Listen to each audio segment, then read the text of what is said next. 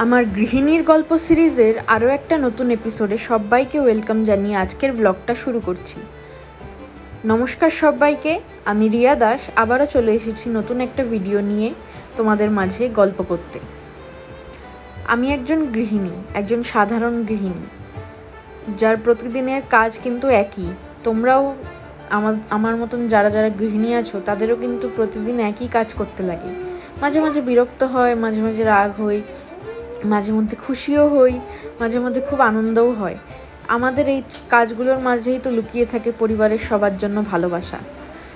পরিবারের সবার জন্য যেমন ভালোবাসা লুকিয়ে থাকে সেরকম পরিবারের লোকজনরাও আমাদেরকে খুবই ভালোবাসে, আমাদের কেয়ার করে। সেইটুকুই তো একজন গৃহিণীর পাওয়া, যে গৃহিণী পরিবারের সবার জন্য করবে আর পাওনা হিসেবে তার কেয়ারটুকু নেবে পরিবারের বাকি সবাই।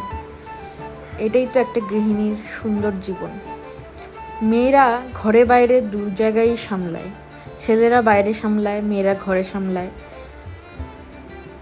মেয়েরা ঠিকভাবে সব কিছু রেডি করে দেয়, সব কিছু করে দেয়, তবে ছেলেরা বাইরে শান্তি মতন সামলাতে পারে। তো নারী পুরুষ উভয়ে একে অপরের ওপর নির্ভরশীল। এটা নয় যে মেয়েরা করে দিলেই পুরুষরা পারবে বা পুরুষরা করে দিলেই মেয়েরা পারবে, তা এরকম ব্যাপারটা এরকম নয় যে পুরুষরা করে দেবে না বলে মেয়েরা পারবে না, মেয়েরা করে দেবে না বলে পুরুষরা পারবে না। এরকম ভাবলেই ডিসব্যালেন্স হয়ে যাবে নারী পুরুষের সম্পর্ক।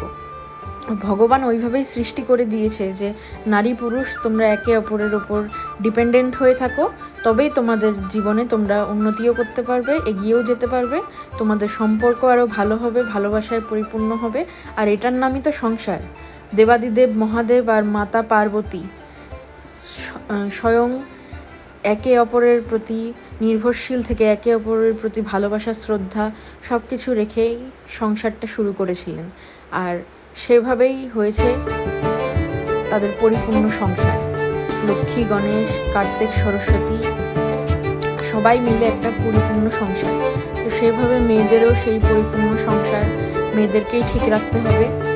তো শ্রদ্ধা জানাই সকল স্ত্রীদের, সকল গৃহবধূদের যারা প্রতিনিয়ত একই কাজ করে যাচ্ছে, আর তাদের পরিবারদেরকেও শ্রদ্ধা জানাই যারা সেই গৃহিণীর খেয়াল রাখছে, প্রতিনিয়ত তার খবর নিচ্ছে, তাকে ভালোবাসছে, তার আদর যত্ন করছে তাদেরকেও। তো কুটুকে দুপুরে খাইয়ে দিলাম, আমার রান্নাও হয়ে গেছে। আর কুটু দেখো খেলতে খেলতে খাচ্ছে। ওর খাওয়ার আজকাল খুব ঝামেলা হয়েছে। আর তোমরা তো